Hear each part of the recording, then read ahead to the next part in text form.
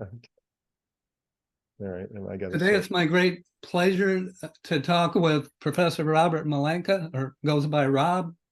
He's Nancy Fried Pritzker Professor in Psychiatry and Behavioral Sciences at Stanford University. He's the director of the laboratory, Pritzker Laboratory there, and he's a very prominent neuroscientist.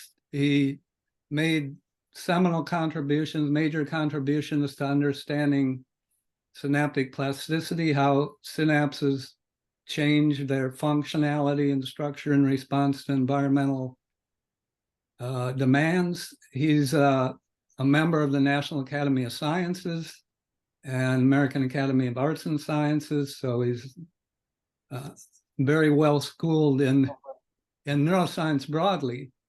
And why don't you in fact, so I don't think I ever met Rob, but I followed his work because as a scientist in general, you look at articles, what's in this issue of Science or Nature, is there something I'm interested in? And then if you're in the neuroscience field, you look at Neuron, Nature Neuroscience, actually some others, Cell, and so on. And so, beginning when I was a postdoc, I think, and you were with Roger Nicole, and maybe you can talk a little bit about that. I saw some of your papers coming out on what's called LTP and strengthening of synapses and so on. But let's start way back. You were born in Massachusetts, so you're a Boston sports fan? absolutely. I think I don't know if it's genetic, it's epigenetic. I think it's in the water. Yeah, I think it's in the Boston water. So I grew up in a suburb of Boston called Belmont, which is next to Cambridge and Arlington and Lexington. And yeah, I was a very serious Boston sports fan in the 60s and 70s, going to Celtics games and Red Sox games. Not so much the Patriots, although I became a Patriots fan. And what about the Bruins? a little bit the Bruins. I tried hockey. I wasn't a great hockey player, so I played a lot of basketball. So I vividly remember going to Celtics games when the tickets were like maybe $2 and Boston Garden was half empty. Oh, wow. I saw Bill Russell play. I saw Sam and Casey Jones play. And for any of your listeners who are serious sports fans, I actually went to a basketball camp run by a very famous Boston Celtic named John Havlicek. Yeah. The sixth man. So, and then I followed the Bruins during the Bobby Orr era, but I wasn't as serious a fan. I mean, Celtics were my main passion with my junior high and high school friends. And then throughout college and even medical school during the Larry Bird era, I kept close tabs, and I still root for them, except when they're playing the Warriors, because I've been in the San Francisco Bay area since 1978, so for 45 years. So yes, I'm a Boston sports fan. Okay. And you went to Harvard. Yep. So I grew up in Belmont. I went to Harvard, and this is really the truth. It was just my local school. I didn't think it was that big of a deal. I had grown up. My father was a physics professor at a place called Northeastern University, which is a large private university in Boston. So a lot of my parents' friends were professors, and it's a little, I hope doesn't sound obnoxious. My attitude was, yeah, you go to high school, then you probably go to Harvard. That's just what you do. No big deal. I was sort of a townie. If you remember the Matt Damon character from Good Will Hunting, I was a local kid. But anyhow, I went to Harvard, and this may be more than you want to know, but for some reason, all my friends at Harvard were from California, and most of them were from the San Francisco Bay Area. So I hope I'm not insulting any of my Boston friends, but all I heard for the first 2 years at Harvard was, excuse my language, how much Boston sucked, and they couldn't wait to get back to the amazing beauty and lifestyle of California. Yeah. So I took a year off from college.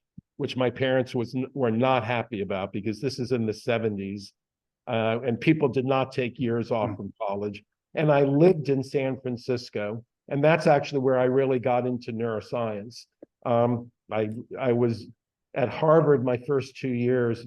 I really was a lost soul. I really had no direction. I didn't know what I wanted to do. I kind of was interested in biology, but I wasn't sure. I lived in San Francisco for about 9 months, started doing volunteer sleep research with a psychiatrist at UCSF. And then I came back to Harvard with a focus that I wanted to learn as much neuroscience as I could. And then I wanted to build a career that would allow me to get back to the Bay Area and live there. And then I was very fortunate and everything worked out. So then I went to Stanford Medical School, not thinking I would become a researcher, but I mean, I was thinking about it, but I wasn't sure because I really had no research experience or very limited research experience. And I started medical school and I really didn't like medical school. I really didn't like it. So I started thinking, I got to find something else to do. So then I started reading a lot of neuroscience review articles. I decided I should try doing research, experimental neuroscience research. And then I was very fortunate. I found a lab that was willing to take somebody like me who had no experience. And teach me and let me hang out. And I was just very fortunate. Although, truth be told, I was a smart young man in the sense that I was very naive, because I was very picky about which lab I was willing to work in, not thinking about what I know now, that why would a PI, a head of a lab, take some kid with no experience? Because I get medical students all the time coming to me, and I'm pretty harsh on who I will take. But I really wanted a lab working on topics I was interested in, a small lab where I would have hands-on mentorship. I checked out the reputations of the different labs So I actually did a very thorough search, and then I ended up working in a lab. If you're interested, I can tell you that it was just a lot of fun to do research. And was that with Steve Waxman? It was Steve Waxman and Jeff Kosis. And I really owe the most to Jeff Kosis, although Steve was wonderfully supportive. And Jeff was a young assistant professor. When I joined the lab, it was just him and me. We were the only two. And he taught me everything. How do you do recordings from certain animals like rats and rabbits? And then Steve Waxman, who became the chair of neurology at Yale, as you may know, they left, would feed me articles to read. And it was just fun. I loved it. I loved doing experiments. But that was in large part because working in the lab with Jeff Kosis was just fun. He was energetic and upbeat, and if things didn't work one day, he was one of these the glass is always half full type of people.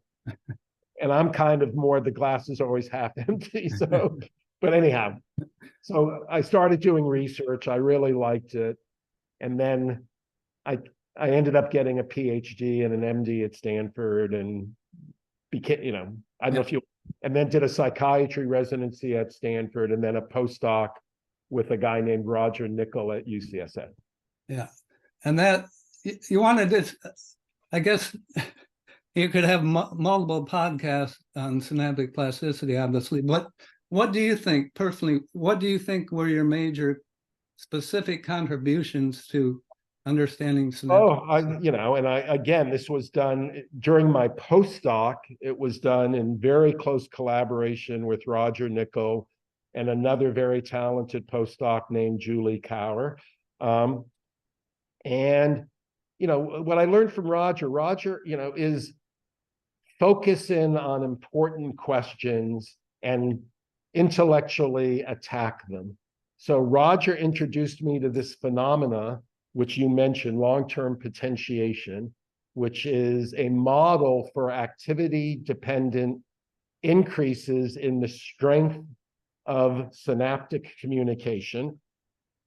And it was a remarkable phenomena. You could study it in isolated brain tissue, in particular in a region of the brain called the hippocampus, which, as you know, is very important for learning and memory, and had a lot of experimental advantages. And so Roger, Julie, and I started, reading about LTP. And I have to be, I don't want to sound arrogant, but there just seemed like there were all these good experiments to do that people hadn't quite done yet. And there were clear hypotheses that we could test. And so, what I learned from Roger is we kind of attacked it. And so, I think the important papers we published, and, I am proud of this. I think several of these findings and conclusions are now in textbooks. And again, it was not, a lot of this was built on findings from other labs and people, because that's how science works. So for example, we directly showed that a rise in intracellular calcium really was sufficient to trigger LTP. And that had been hypothesized, but had never been directly demonstrated. I think the biggest issue we got very involved in, and again, I don't want to get too technical for your listeners, but a big intellectual issue was this change in synaptic strength, how strongly one neuron talks to another, was it due to changes on one side of the synapse, something to do with the receptors for a neurotransmitter called glutamate, and that's called a postsynaptic mechanism, or was it due to a change in the release of glutamate? And it may sound esoteric to your to your listeners, but if you really want to understand synapses and you believe, which I think everybody in the world of neuroscience believes, that these phenomena of synaptic plasticity are really important for allowing the brain to do what it does, to respond to experiences, to modify its own behavior, so you can learn and remember and remember that your wife makes you happy, and remember that this food tastes good. And it's really important to understand the cellular and molecular underpinnings of plasticity. And so this question, is LTP, this change in synaptic strength, due to a postsynaptic change in receptors? Everybody was thinking about it and arguing about it. And we did an experiment that, again, got a lot of attention and generated a lot of controversy, that very strongly suggested that the change was postsynaptic. So that was really important. And then I'm almost done. Then we did some work on some of the enzymes, the biochemistry within the cell that might respond to the change in calcium and then cause the biochemical changes that lead to a change in synaptic communication. So we focused on an enzyme by this horrible name of calcium calmodulin dependent protein kinase type 2. And so that was important. And then that was as a postdoc. Then Julie Cower left to build her own career. I stayed at UCSF as a professor. I did a bunch of work on a related phenomenon, which is called long-term depression, which is the opposite, which is how does a different pattern of activity decrease the strength of synaptic communication? Some people used to think about it as a forgetting mechanism, where that LTP is, and that's probably a gross oversimplification. Or a kind of filtering mechanism to, so that the most important information is, and so sure. I mean, there's many different ways of thinking about how that synaptic phenomenon may contribute to how neural circuits encode new information, filter information. So I did some work that got some attention, showing that LTD also involved a change in calcium in the postsynaptic cell, but it was a different, quantitatively, it was a different type of calcium change, and that may activate a different set of biochemical processes. And then I established my independence, which is, as you know, very important when you're a young scientist, to show people, funding agencies, your colleagues, that you can do science on your own. And then I teamed up with Roger Nickel again. And then the most important stuff we did was to provide a lot of evidence that at least, and then I'll shut up, I'm almost done. These forms of plasticity, and there are many different forms of synaptic plasticity, but these specific ones are very likely due. And this is, I think, widely accepted now. It's in textbooks, to the movement of these receptors for the neurotransmitter glutamate into and out of synapses. So to make a synapse stronger, the cell pushes more glutamate receptors physically into the synapse. So there's more receptors to respond to a given amount of glutamate. And to weaken a synapse, it removes those receptors. And that hypothesis, for which I think we were the leaders, and then many other people joined in, really established sort of some core mechanisms that to this day people are still studying, and also provided for most people in the field, because, as you know, science, people argue about things. I mean, it's not, you don't automatically reach the truth. You have to struggle with it. But most people, these findings provided a hypothesis that could explain a lot of the results in the field. So I think those were my major contributions to the synaptic plasticity world. And all that work was really focusing on what are called glutamatergic synapses, a synapse where glutamate is released. It's the main excitatory transmitter. Mm-hmm. Now, in this, as I mentioned, I'll have you talk about prosocial behaviors and empathy and so on. These other neurotransmitters that probably the lay public has probably heard more about than glutamate, serotonin, dopamine in particular. Those neurons are very few in number relatively, and they're located in discrete brain regions. And the only way serotonin and dopamine affect our behaviors is modulating, sometimes in subtle ways, sometimes maybe in more profound ways, the ongoing activity in the glutamatergic circuits. And the receptors for the serotonin, dopamine, well, they're on a lot of different, but they are on glutamatergic neurons. So I think that's important to keep in mind.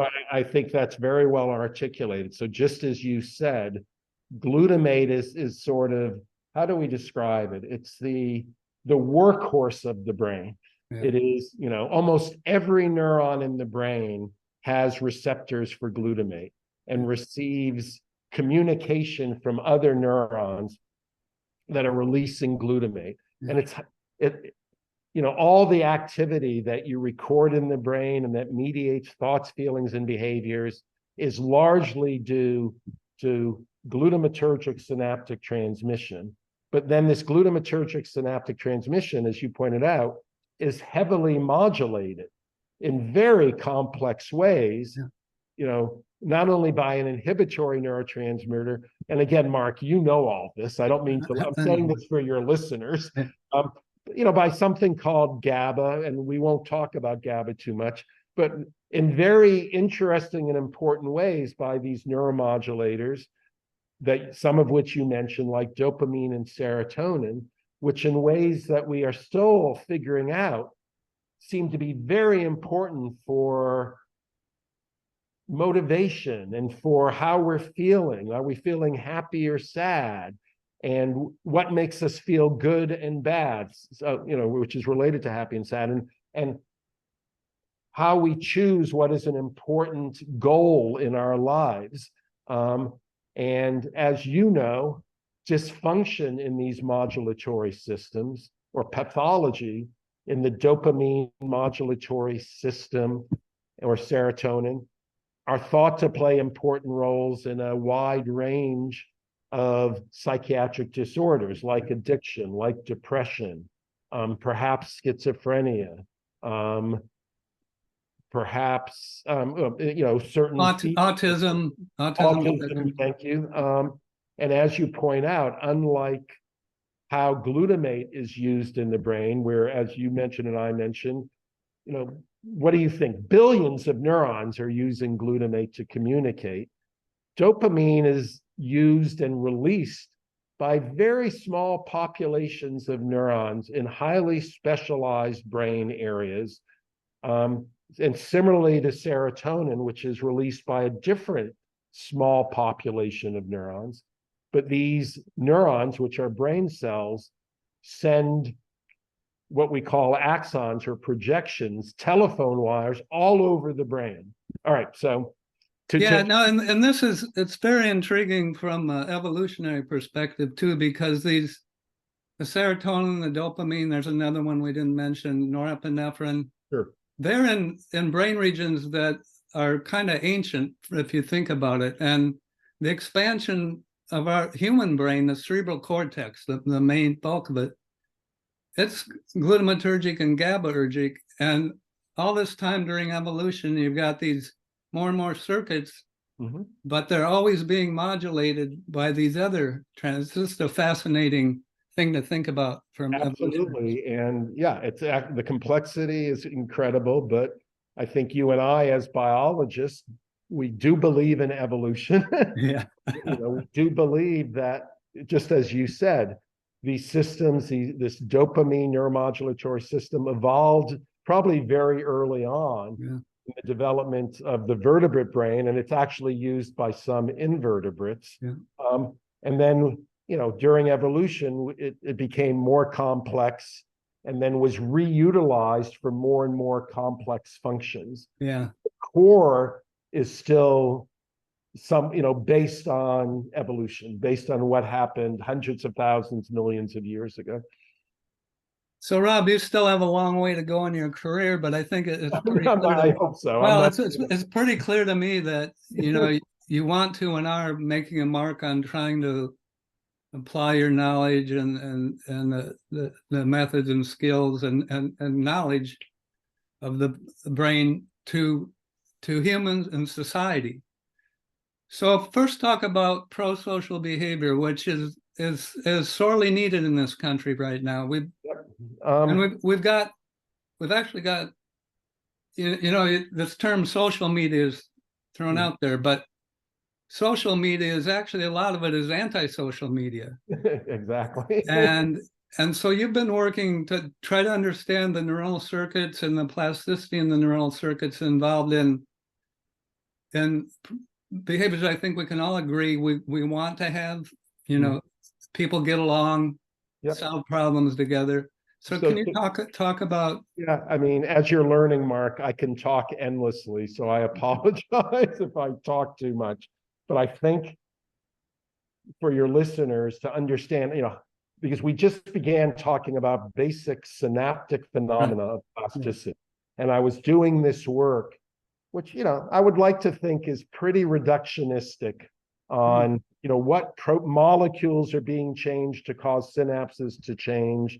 And then I used a lot of modern molecular neurobiological techniques. So how did I end up studying empathy in mice, which I'm going to get to? And there is actually a logical progression, and it's related to your question. So at some point in my career, I was an assistant professor. I was studying synaptic plasticity in reduced experimental models using the hippocampus. But I was interested in the question of what is the functional utility or the behavioral relevance of these synaptic phenomena I was studying. And for a variety of reasons, I decided to study whether glutamatergic synapses could be modified on dopamine neurons, which we just talked about in the context of addiction. And the reason for that was, as your listener, the reason for that was, well, I have to back up, that we have known now since the 50s that there are specialized, what we call circuits or brain areas that communicate with each other. So a circuit is just when one brain area is communicating with another part of the brain, and we call that a circuit. That through classic experiments that you are very familiar with, done by a behavioral neuroscientist named James Olds, we knew there were specific parts of the brain that when they're stimulated, the animal finds it highly reinforcing or rewarding. And that makes sense because there has to be something in the brain that gets activated that tells us this feels good, like food when you're hungry, like water when you're thirsty, like sex most of the time. You know, as neurobiologists, we don't believe that happens magically. There has to be something in our brain. And then it turns out there's a specialized circuit in the brain, which is called reward circuitry. And it turns out a major component of that involves a group of neurons in a specialized brain region that uses the neuromodulator dopamine. And this dopamine is released in another part of the brain. I'm trying to avoid the names because they're horrible. You know, the dopamine's released in an area of the brain called the nucleus accumbens. The dopamine neurons are found in a part of the brain called the ventral tegmental area. But look, I'm finally getting there. And it turns out that drugs of abuse, like cocaine, like amphetamine, like heroin, like fentanyl, all seem to have a common effect of causing unphysiological releases of dopamine in this reward circuitry. So there's a whole neurobiology of addiction, and there was hypotheses suggesting that not only do these drugs release dopamine, but they cause plasticity and long-lasting changes within this reward circuitry. Because the question is, what happens as somebody develops addiction? And it doesn't happen magically. Something has to change in the brain. And I'm getting there. So I decided to do some experiments where I administered addictive substances to rodents like mice and looked for synaptic changes on dopamine neurons of the sort that I had been studying. And it turns out the powerful experience of a drug like cocaine, like morphine, causes long-lasting changes in the synapses on these dopamine neurons, and that may contribute to the development of addiction-like behaviors. Okay, so, and that was an important set of findings in the addiction field. So I started getting into the neurobiology of addiction and studying how synapses in this reward circuitry, in these brain areas where dopamine neurons sit, and in the brain areas dopamine neurons communicate with. And that field became exciting. People were using new methodologies. And one of the challenges of trying to forge a career in science is doing something new, doing something innovative. So I started thinking about other activities that a reward circuitry could be involved in. Now I'm getting to the social behaviors. And it just seemed intuitively obvious to me that when you're interacting in a non-sexual but positive prosocial way, that's you get a good feeling from it. You know, it's like going out to a movie or going out for a beer with your best friend, or your best buddies, or it's just fun. Yeah. And that social communication, that social interaction is really, when it's going well, is really positive and rewarding. And then there was literature from other investigators suggesting reward circuitry may be modulated during social interactions. So I started studying that. Initially by studying how a very famous neuropeptide called oxytocin, Yeah. which your listeners have probably heard of and you've heard of. Yeah, I had Larry Young on one of the podcasts. Yeah, and I was going to give credit to Larry. I mean, it was based in large part, my thinking was based in large part on Larry Young's work in prairie voles, a very interesting experimental model for committed long-term social relationships. But I wanted to do this in mice because we have a lot of valuable tools. So we did a series of experiments that suggested that oxytocin can influence reward circuitry, in particular activity in this important component of reward circuitry called the nucleus accumbens. Also, we published a paper showing that oxytocin could influence the activity of dopamine neurons, which makes sense. And again, your listeners may hopefully know that oxytocin gets a lot of attention because there's a lot of strong experimental evidence saying it's important for maternal behavior. Yeah. It's important in ways we're still elucidating for certain types of social interactions. But then the question is, how does oxytocin do this? So then we discovered that at least in this region of the that uses this horrible name, the nucleus accumbens, oxytocin did seem to play a role in what we called social reward, the reinforcing quality of a social interaction. And now we use terms like prosocial behaviors or sociability, which is, again, just these are all terms to summarize a positive, non-aggressive, non-sexual, prosocial interaction with a member of your species. Okay, so we discovered that oxytocin seemed to mediate some of its actions by causing the release of not dopamine, but serotonin, one of the neuromodulators you mentioned. So we did a lot of work, not only showing that, but then showing if we directly manipulated serotonin release in this target region of the nucleus accumbens, we could profoundly influence an animal's sociability or prosocial behaviors using very simple behavioral models.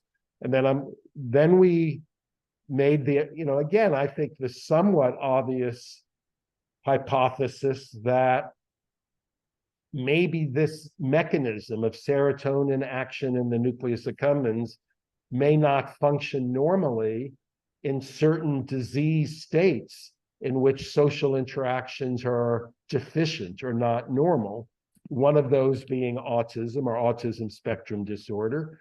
So then we studied some mouse models, genetically based mouse models of autism spectrum disorder, and we found that at least in some of the models we studied, there did seem to be a deficiency in how these serotonin neurons functioned during social interaction. That actually led to doing more, understanding what receptors are activated by serotonin.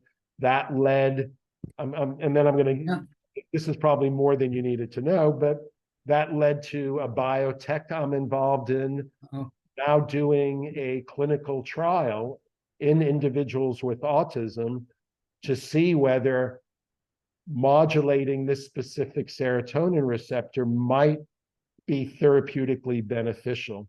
So this speaks to something you said earlier, which I was trained as a psychiatrist, and I just, several years ago, I had been doing this very basic synaptic work. I decided I wanted to do work that might have a faster way of actually impacting how we think about and treat in human beings with psychiatric disorders. Yeah. So And- shall I keep going, because I can then tell you about MDMA. Okay, I'll just have one comment there. So this oxytocin prosocial behavior requiring being mediated by serotonin release on neurons in the nucleus accumbens. That, to me, that has some interesting implications for anxiety disorders and depression too, right? Sure. So pretty much every antidepressant therapy we know, electroconvulsive shock. Well, I have to mention something called BDNF. Yep. Brain-derived neurotrophic factor, which we've talked about in many of our podcasts. So antidepressant drugs, serotonin reuptake inhibitors increase the amount of serotonin in synapse. Electroconvulsive shock, I don't know if anyone's looked at that effects on, that'd be interesting on those synapses. But then, getting pleasure from interaction with people is kind of, it lessens your anxiety level. It increases your mood. And exercise does kind of the same thing. And we've done quite a bit of work on exercise, intermittent fasting effects, which seem to have kind of antidepressant, anti-anxiety effects. So I think it works for me. I'll tell you, when I'm in a bad mood, if I exercise, I feel better. Not during the exercise, that's painful. Well, I'll tell you what happened to me. So I had 2 months after I retired, I used to run a lot, did a lot of trail running. And then I was having some knee problems. And so I switched to mountain bike riding. And then I crashed and I had to have, it ended up 3 surgeries in my groin area. Oh, God. And so I really couldn't get exercise at all for, it was like a month and a half. And I got depressed. My mood went way down. Yeah. Of course, I mean, I was in pain too, but. Yeah. I share that experience. When I can't play, I'm a tennis player. When I can't play tennis, my partner, she knows. I noticed my wife's playing a lot of pickleball now, and I noticed when she's not able to play pickleball for one other reason, I don't really say anything to her, but it's pretty clear she's a little more ornery. No. I'm definitely ornery when I can't get some exercise. And my favorite exercise is tennis, because unlike you, I mean, I like to bike, but I need to be chasing a ball. Yeah, well, tennis is a great sport. When I can't, I'm just not in as good a happy mood. Yeah. I force myself to go to the gym and do something, but anyhow. So and that's a fascinating topic, which I think you have studied and other labs are studying. How is it that exercise modulates brain production of neuromodulators and activity to improve mood, and alleviate, in some individuals, alleviate depressive mood? It's, because we are neurobiologists, we don't think it happens magically. There has to be a biological mechanism. Yeah. I think it's again, going back to evolutionally important adaptive responses, and I did a lot of work on intermittent fasting, right? So we and other animals humans a long time ago lived in environments where food was scarce and you had to work to get the food, right? So you didn't wake up in the morning and have breakfast waiting for you. Your brain had to be functioning well in that fasted state. Not only that, you had to be able to expend energy to, either if you're killing an animal or whatever. And so I think, individuals were selected for whose brains and bodies function really well under those kinds of conditions. Getting it's a stress when you exercise. It's, obviously your muscles, cardiovascular, but also your neurons are more active. Yep. That's a stress on them. When your neurons are active, if you pretend you're the neuron, you mentioned calcium, right? So you get membrane depolarization, calcium influx, free radical production. Yep. Right now, you and I are getting a lot of free radical production in our hippocampal neurons, but it's okay. because they're actually doing good things. I hope so. I hope so. Well, okay. So, yeah, I guess this is a good place to talk about MDMA, which is, you hear a lot about it in the press from time to time. Yep. There's a big rave about MDMA. Yeah. So for your listeners, as they may or may not know, MDMA was a illegal recreational drug, also called ecstasy or Molly, which was very popular recreationally in the 80s. It was then made what's known as a Schedule I drug, meaning the federal agency in charge of how you classify drugs, called the FDA, designated it as a drug that had no medical use, and probably only did bad things. And my attitude about drugs is any drug, even including aspirin, they have good aspects to them and they have potentially damaging aspects to them. And so why are we talking about MDMA? Well, as your listeners may know, most individuals, human beings who take MDMA, it's actually amazing. It has a very powerful prosocial effect. Most people, and that's why it was very popular at parties and raves, and is now being tested in certain psychiatric disorders, which we can talk about as an adjunct to psychotherapy. And truth be told, when it was rediscovered in the Bay Area in the 70s, it was being used by psychotherapists to enhance the efficacy of their psychotherapy, because for most people, it makes you more open to listening to and wanting to understand another person's experiences. It seems to take away any hostility or aggression. It just makes you really excited to be with other people. And I've always been fascinated by that. How can a drug, which has a molecular target, have this effect on social interactions? And those people who have taken lots of different psychoactive substances would say it's any drug experience, there's overlap between this drug or that drug and what you experience. But most people would say MDMA is qualitatively different experience you have than if you're taking a hallucinogen like psilocybin or LSD. And we're going to get to this why. It's dramatically different than taking a drug like Prozac, an SSRI. Yeah. And the reason I'm pointing this out is MDMA, the reason I became interested in it is, one, it has this powerful prosocial effect, and we were studying the mechanisms that enhance sociability and prosocial behaviors in mice. Two, its major molecular action is to cause a lot of release of serotonin. Yeah. And it was like, well, if our hypotheses about how serotonin in the nucleus accumbens are correct, we should study MDMA and try to figure out how that works.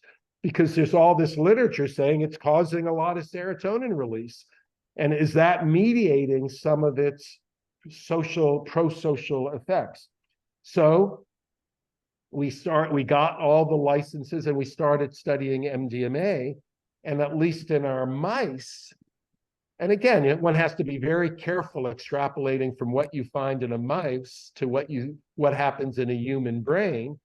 But I believe in evolution, and I believe that these mechanisms probably have been conserved. So what we found is that we could infuse MDMA directly into the nucleus accumbens. So it's only acting in the nucleus accumbens. And we now know it does cause massive release of serotonin, because we've now made measurements of that, which we did publish it recently. And that massive release of serotonin is necessary for its prosocial effect. So that was really consistent with all this other work we had done, and opened the door to then trying to figure out in more detail which receptors is MDMA, when MDMA causes release of serotonin, what's the next step? How is it working?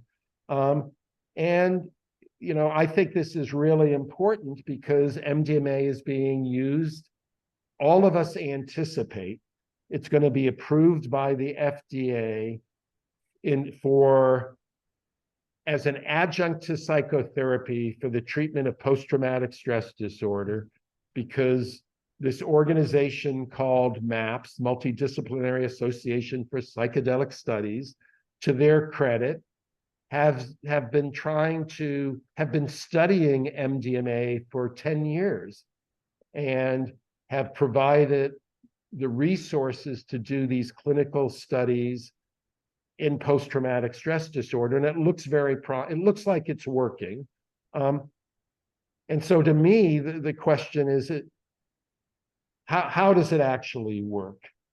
So two other comments that many people, when they hear me talk about this, they have two questions about what I just said. One is the SSRI question, which is, well, but serotonin reuptake inhibitors, which is what SSRI, like Prozac, they also cause the buildup of serotonin. Why don't they have such profound? Because the issue with MDMA is its actions are immediate. If you give it to a mouse, if you give it to a monkey, if a human being takes it, within 30 minutes, you are experiencing its effects. A drug like Prozac, especially for alleviating depression, first, it doesn't have that acute effect, and it takes weeks. And again, not to get too technical, but Mark, you will understand this. It's because the details are important. It is because what a drug like Prozac does is it prevents the reuptake of serotonin when it's normally released. So you can imagine if there's a sink in your bathroom releasing serotonin, the way it's coming out is drip, drip, drip, drip, drip.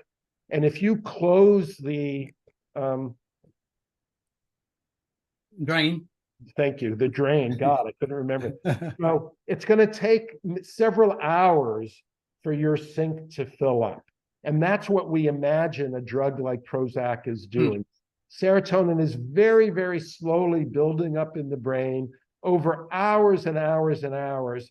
And the therapeutic response is actually the response of the brain over days or weeks to this very slow buildup. MDMA is like closing the drain and turning on the sink full blast. That sink is going to overflow within an hour. And there's actually a lot of experimental evidence to support this theory. And again, because MDMA is causing such a massive release, its neurobiological action is going to be different. And you know this. It's going to activate different receptors in target regions. It's going to have at least this is a potential explanation for why qualitatively drugs that are influencing the same neuromodulatory system nevertheless can have somewhat dramatic different behavioral psychological effects. And this is, your paper, this is your Science Translational Medicine paper with Boris Heifetz. Yeah. And it was in there too, I think, where you didn't you provide evidence that the prosocial effects of MDMA do not involve dopamine or oxytocin? Yeah, and I think it's a little, again, unfortunately for your listeners, not unfortunately for you, because you're a sophisticated neuroscience, everything is always more complicated than we would like in biology and especially in neuroscience. And so I wouldn't say that the influence of MDMA on dopamine release is completely unimportant, but it seems much less important. So one aspect, and remember, at least in our hypothesis, MDMA's actions on serotonin are downstream from oxytocin. And there is a whole literature suggesting that MDMA may enhance the release or enhance the levels of oxytocin in the brain. Okay. And this is not mutually exclusive. So like any drug, drugs are complicated. They don't only have one action. Yeah. But I think another important conclusion from the paper you referred to, and it's a little bit of an oversimplification, but I think the message is actually important, is MDMA is an amphetamine derivative. And even though the way it is being used in the MAPS PTSD trial, I think it's very safe the way it's being used. I think if the version of MDMA that is being used in clinical trials, that particular version, I don't think it will ever be useful as a drug that is taken every single day. Yeah. And one of the reasons for that is that form of MDMA, it causes the massive release of serotonin, but it also interacts with the dopamine neuromodulatory system. And it actually causes the release of dopamine, not as strongly as other drugs in that class, like methamphetamine or cocaine, but to a modestly significant degree. And what we showed in that paper is that what we call the abuse liability of MDMA, which correlates with its acute reinforcing effects, because all these highly addictive substances, which MDMA is not highly addicting, like methamphetamine, like fentanyl, they all cause a very rapid, large increase in dopamine. And in most individuals, they are highly reinforcing. So what we showed in this paper is that the prosocial effect is largely mediated by its actions on the serotonin neuromodulatory system, and its acute reinforcing effects, and therefore its abuse liability, are highly dependent on its effects on the dopamine neuromodulatory. Makes sense. So if that's true, then it might be possible to make a different form of MDMA that has more of its prosocial effects and its therapeutic potential, and reduce, perhaps not eliminate it, but reduce its potential abuse liability if you ever want to use it as a daily medication. Yeah. And then, just for full disclosure, I am on the scientific advisory board of a company called MindMed, which is pursuing this idea. And this is public, this is on their website. They are pursuing the potential therapeutic utility of a different type of MDMA, which, and again, this gets into the molecular structure of the molecules and stuff, which seems to have much more of an effect on the serotonin system and much less of an effect on the dopamine system. Is this the fenfluramine? No. This is our MDMA. MDMA, this is going to be a little technical. MDMA, many drugs come in two different forms. They're called enantiomers. They're kind of mirror images. Yeah. It's like me and the image of me in a mirror. Yeah. We look identical, but it's like my right ear has, we're mirror images, and molecules come in that flavor too. And it turns out one form of MDMA, which is called our MDMA, actually has different molecular properties. I see. Something called SMDMA. I see. And so MindMed is pursuing the idea that this one form of MDMA, maybe you might be able to use it more safely as a daily medication. And there was I don't know if you ever came across Nigel Gregg, or his wife, Amy Newman, who's actually now the scientific director at NIDA. Yeah. But Nigel was in my lab, and so that actually, usually when you synthesize some chemical like that, you get both both the mirror image, and then it can be real difficult to separate those two out. Absolutely. And that's why most appropriately so. Yeah. All of my studies were done with the normal synthesized MDMA, which has both Yeah. both types of MDMA in it, and that's very standard. Yeah. And it's completely, and all the MDMA if that has been taken by human beings or is that form. Yeah. And it is showing great therapeutic efficacy, as I said. So I want to be clear, I am not, I mean, that type of MDMA has a lot of positive therapeutic potential. Sure. It's just my personal belief that like any drug, Yeah. it is not perfect. Yeah. It may have some downside if people try to start using it as a daily medication, which is not the way it is being used in these very well done, sophisticated trials that were supported in post-traumatic stress disorder. So I want to be clear, I'm a big supporter of those trials. Yeah. I hope the FDA will approve the use of this drug, but it's how we make better drugs. We learn and we understand how they work, and then we try to make better ones. Now I think it was a commentary you wrote or somewhere else. Now I know you still have a little time left, right? Oh yeah, I have till 12:30 my time. Okay. This is the first time I think I ever saw this terminology, disruptive psychopharmacology. Do you want to talk, because, and this applies to a lot of the hallucinogen, psilocybin, LSD, etc., that have these just profound effects. And I guess you didn't mention with MDMA, but with psilocybin, LSD, you take them once. Apparently the clinical, and Hopkins now has a big center for this.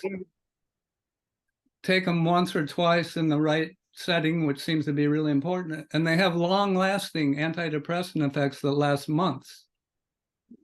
I think, and I wrote a commentary, I think with Boris Heifetz, and used that term. And what we meant by that is, many of the drugs we use in psychiatry, like the antidepressants, and they do help a lot of people, I want to be clear, or certain other agents, their actions can take, several weeks or months to be fully appreciated.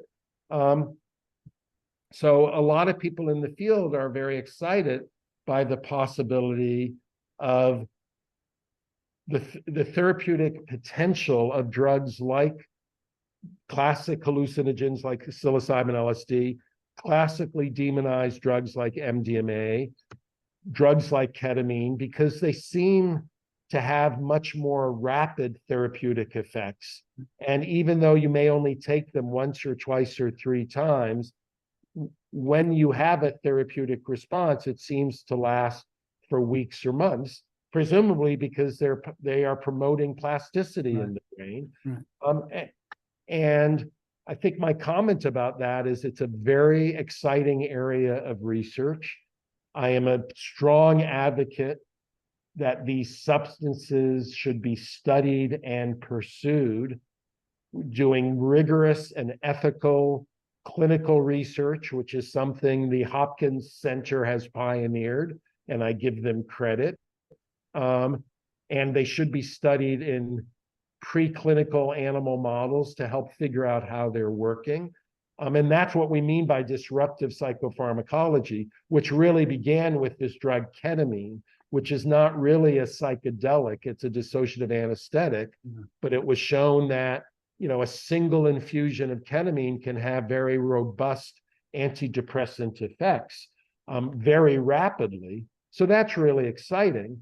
I think my editorial comment is I am not evangelical about these substances, because I think to return to the comment I made a while ago, drugs are, there is no drug that is all good, and there is no drug that is all bad. All drugs are going to have complex actions in the brain, some of which are going to be useful and perhaps therapeutic, but that doesn't mean they're perfect. Just like there's no perfect human being, there is no perfect drug.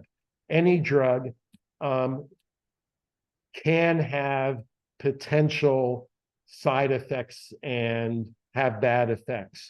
And especially substances like psilocybin, LSD,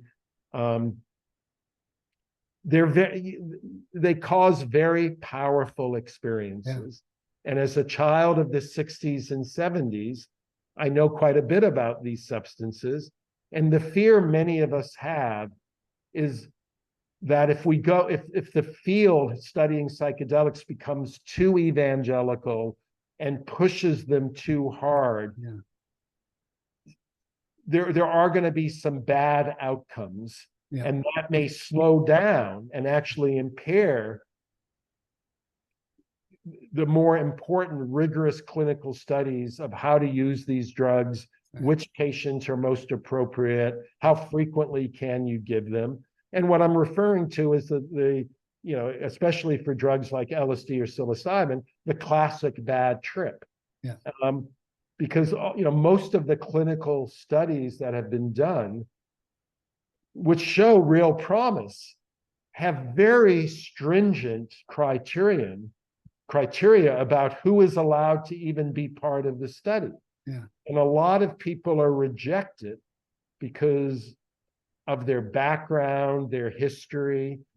And you understand what I'm saying. Yeah. So, but that's what disruptive psychopharmacology is. It's the study of these new class of substances that are actually not new. They've been around for decades and decades.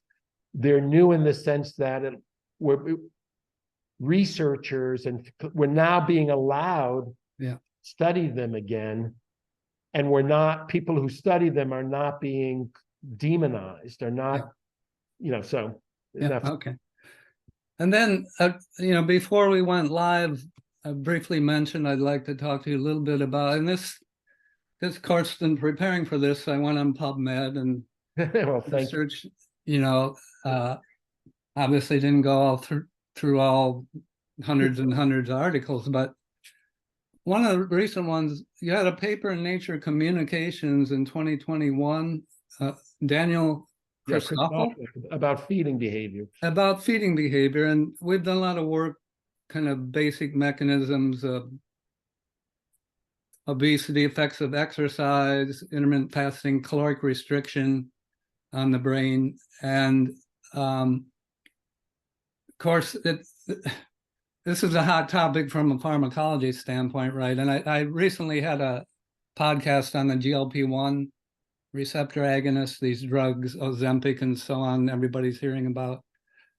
But, a fundamental aspect of this is obesity did not used to be very common. In fact, I think, I remember, and I'm sure you had the same experience, when you were in high school, you probably don't remember many kids in high school at all who were excessively overweight. No, because there were so few. I actually remember them well because that's because but only like 2 or 3. My point is, it's this is not.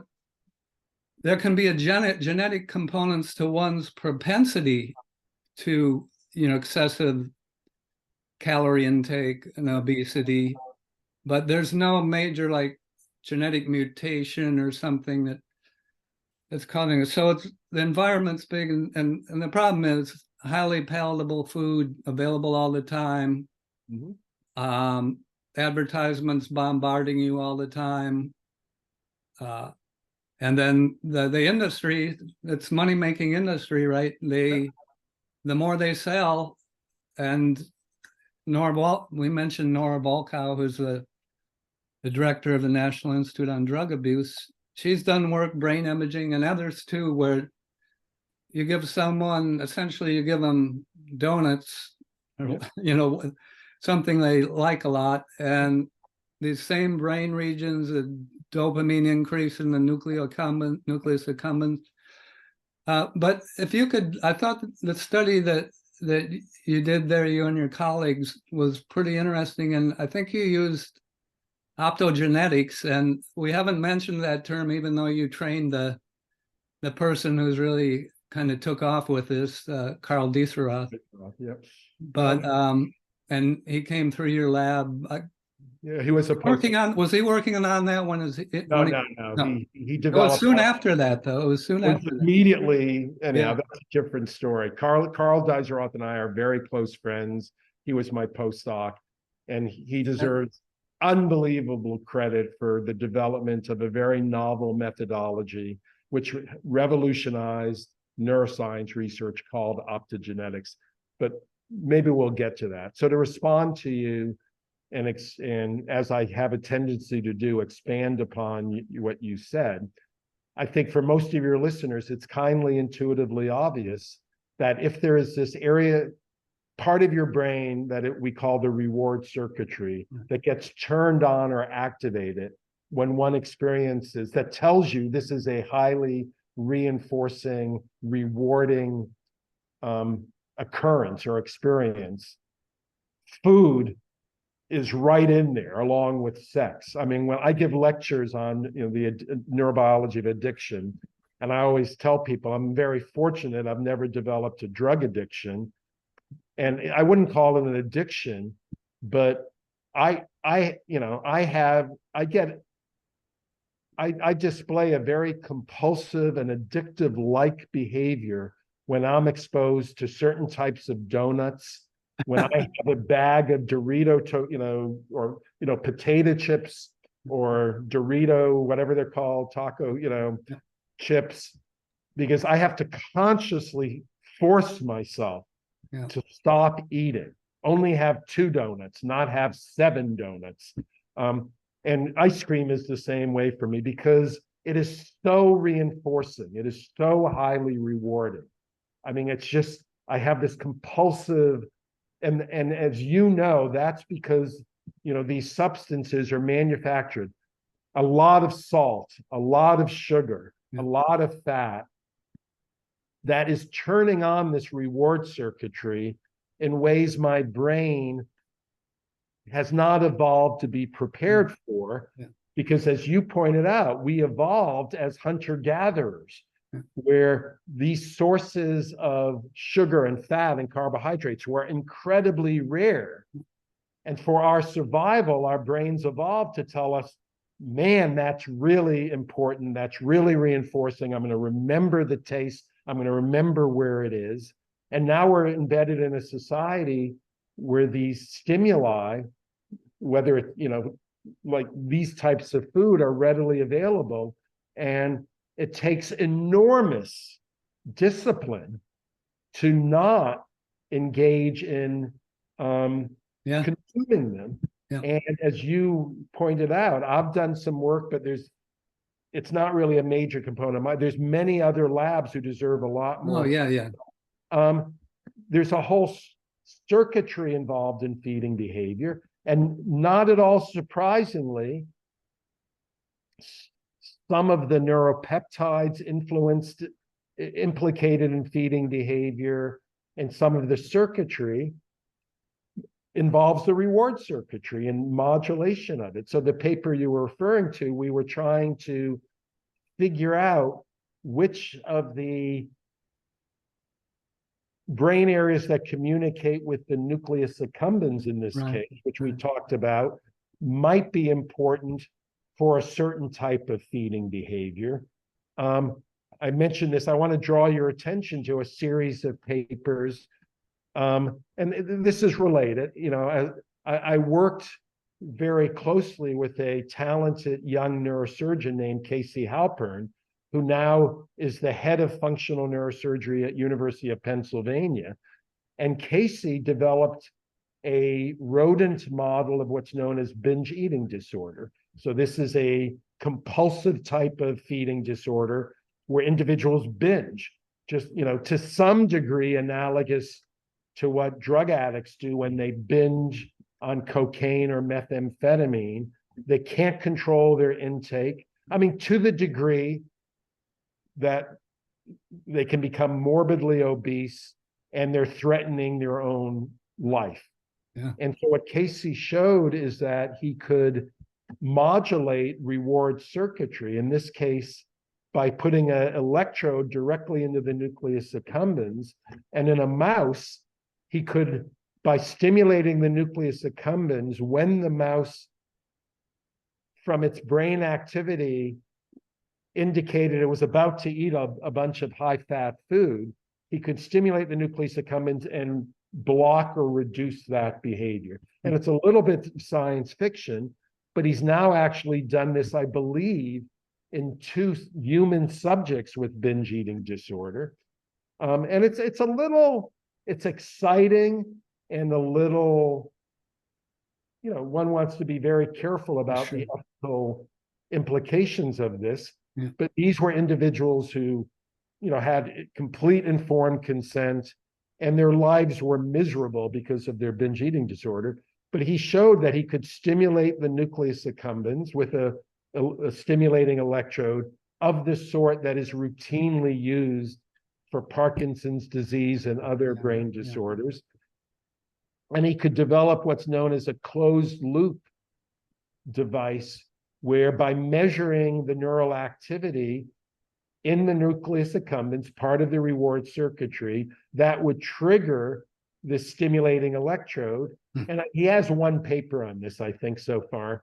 And they could drastically reduce this pathological feeding behavior. So this is a long-winded way of saying, yes, not surprisingly, the reward circuitry is heavily involved in adaptive and pathological feeding. And there's a lot of overlap in some of the circuit mechanisms mediating, in quotes, drug addiction, and in quotes, pathological feeding behavior. And this is where neuroscientists can really make a contribution. Yeah. by learning from one area and applying it to the other. And you talk a lot about nucleus accumbens, but in this, the work on the food addiction. So the prefrontal cortex, which we'll talk a lot about, and then my next podcast is going to be with Trevor Robbins. Yeah, Trevor's a frank, wonderful scientist. And we're going to focus on obsessive compulsive disorder. But the prefrontal cortex, which is the most highly evolved part of humans relative to lower primates, it's very important for goal-directed behavior, for decision-making, for kind of stopping or preventing impulsive behaviors. Absolutely. And so, right, this was your work, right? You did stimulate prefrontal cortex, and that inhibited food intake? I actually have to remember, because it is complicated. We stimulated a lot of, but I think the point I would make. I wrote it down here. So I think you used optogenetics. We did. So optogenetics is a way of expressing a light-sensitive ion channel using modern tools like viruses, and then using light to actually activate or inhibit specific populations of neurons that are communicating specifically to another brain region. I think at a higher level, the more important point is just what you said, our prefrontal cortex. And again, mice and rats and non-human primates have a prefrontal cortex. Yeah. And it communicates with key components of the reward circuitry, of the circuitry that mediates motor behavior. But in particular, it communicates with dopamine neurons directly. It communicates with the nucleus accumbens directly. It communicates with another part of the brain called the dorsal striatum, which is involved with motor, because as you said, it is one of the core parts of our cerebral cortex that is involved in decision-making and go, no-go decisions. Should I eat that donut or shouldn't I? Yeah. Should I do this or shouldn't I? And it makes perfect sense Yeah, it does. that you want cognitive control over impulsive decision making. Yeah. And it's a little bit, circular, but assuming these statements are correct, which we think they are, by definition, this prefrontal control is not over reward-based decision making, and what I pursue, what is not functioning adaptively and normally in conditions like addiction or feeding disorders. And this is work from Nora Volkoff and others.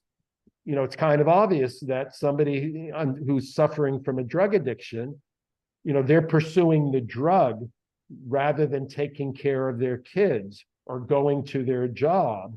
And that's a whole conversation. How does that actually happen in the brain? And it's the same with pathological feeding behaviors. It's not functioning the way it should. And the question is, how do we help people reverse that and improve upon that? Yeah. And that's another area that my understanding is there is some movement for clinical trials in I think that there's clinical trials for alcohol addiction. Yeah, I mean, for psilocybin, I think. Oh yeah. I mean, well, psychedelics are being tested in all sorts of neuropsychiatric disorders. It's the Hopkins group has done a nice study. I think it was Matt Johnson on nicotine addiction and how psilocybin may help with that. This is the Hopkins Center. I can't remember if it's the Hopkins Center or some other people are studying alcohol.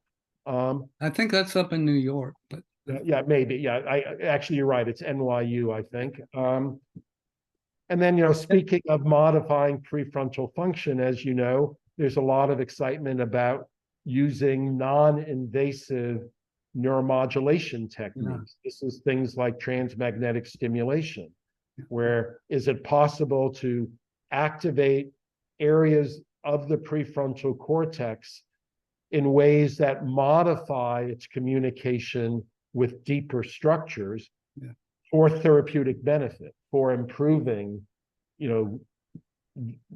depression, for improving certain types of addiction.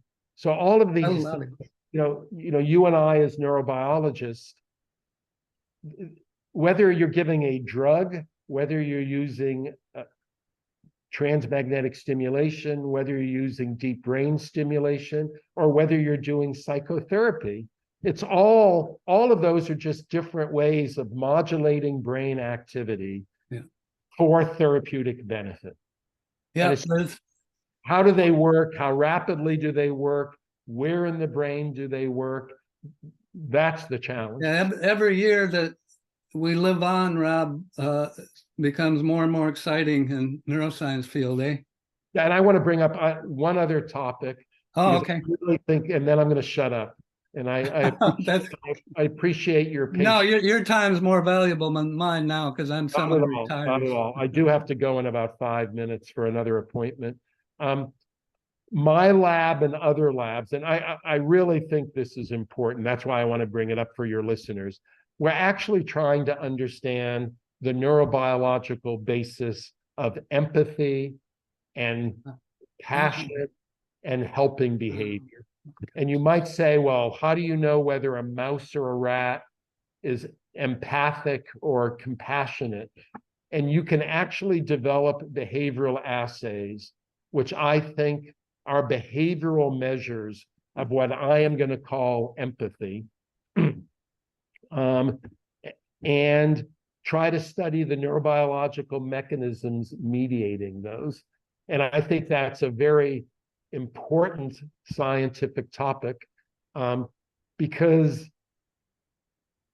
if you look at our world now, one could argue this my gosh, throughout history, but I think in modern American society in particular, but throughout the world, it just seems it's more and more, there is a lack of empathy. There's a lack of compassion. There's a lack of being able to step back and appreciate that, that person, even though they look different than me and they may have a different political view, I have so much in common with that person, much more in common than I have differences. And I don't want to get into a political. No, I think it's often, though, it seems right that the people in positions of the most power have the least empathy. Sometimes I don't think that's always the case. Sometimes. And I actually really believe this. I think one contribution, I'm not a politician. I'm never going to be. I can make as a neurobiologist, neuroscientist, is maybe if I can help the leaders of societies understand that there are actually evolutionarily conserved neurobiological mechanisms that we can enhance using this or that manipulation of empathy, of compassion, of trying to help another member of our species. I think only good can come from that. It can't do anything. I'm glad you mentioned empathy. I completely skipped over. You had a science paper with Monique Smith, and kind of the bottom line of that is really, this was really amazing to me. Essentially, you showed that what social transfer of pain and social transfer of analgesia or pain, and that was just to me, that was just a fascinating thing. It was a lot of fun to do that project, and then we can wrap up with this. So for your listeners, what we studied, and we did not discover these phenomena, although we developed one of the assays. The other assay other people had done, including Monique during her graduate work. But what you can do is you can take a mouse and just let it hang out with another mouse that's in pain. And the mouse, we call it the observer mouse. The mouse that's just hanging out with a mouse in pain. If you then study it, separate it by itself, it manifests behaviors indicating it is now in pain. Even though it has not been physically injured, there's no physical cause of the pain. So that's the social transfer of pain. And that's amazing. So, but you also showed they have a lower pain threshold when didn't you? Yeah, well, that's how we showed that they're experiencing. That's how you showed it. Yeah. And then we also showed, and this has been shown in human beings too. And you can, from your own experience, if you're a parent, when your child is in pain, you feel it yourself. There's nothing you want to do more than alleviate the pain of your kid, especially when they're 3 or 4 years old and they have an ear infection, right? You just want to take that pain away, and you almost are experiencing it yourself. So we showed that. We also showed that the relief of pain could be socially transferred. And then we showed that one component of the circuitry involved in this involves the nucleus accumbens. So it has to do with reward circuitry. And what we haven't published yet, and we're working on a paper, is we now know that MDMA enhances the social transfer of pain and enhances the social transfer of analgesia. So we're saying this is more evidence that MDMA, in ways we don't understand, and using the term loosely, does enhance empathy. And then I just think this is an important area to study. Yeah, absolutely. And I think there's meat there. There's something, and the beauty of this is you can study it in animal models, and then you can try to study it in human beings. Yeah. And then go back and forth. So I will end with that. Well, it's been a great pleasure for me. I think my reward circuits are active now after this hour and a half talking with you. I learned a lot. It's fantastic work you're doing. It's really interesting to follow your career and you're very having a big impact. And you didn't mention at the beginning, but the center you're on, you're in a, I haven't been in the building you're in, but it's a fantastic building. And you want to mention who the Pritzkers were? Oh, the Pritzkers are a family. They're very prominent. I think the governor of Illinois is a Pritzker. I don't know him personally. Penny Pritzker was in the Obama cabinet. They're a very prominent American family who founded their original business development was, and I'm not disclosing anything confidential. They founded the Hyatt hotel chain. Uh-huh. And they have been very supportive philanthropically of research related to neuropsychiatric brain disorders. And that's they had a daughter, right, that had a Yeah, they had a daughter. I want to be very cautious and respectful, but I think they had a daughter who well, went. it's on the Stanford website. Okay, So I good. think And then they had a daughter who went to Stanford, who very unfortunately had severe depression and committed suicide. yeah. Just another example that no matter how successful you are, every family in the world is influenced by mental illness. You can't, and other, And it's a really tough time now with the pandemic and absolutely. everything else going on. The It's incidence of anxiety and depression, especially in young people, is yeah. skyrocketing. So anyhow, So if you're having trouble, get help, because there's a lot of good, ways through psychotherapy and in some cases medications. And don't tell someone if you're having trouble. absolutely. Yeah. And I hope you can. I think our country needs more mental health services, but that's a different conversation. Oh, I know, but Okay. okay, Rob. Great. Thanks for everything. I know. Nice seeing you and talking to you. Thanks for putting up with me and listening to me. It was a pleasure. And maybe we'll do it again sometime. Okay, bye. Okay, bye-bye.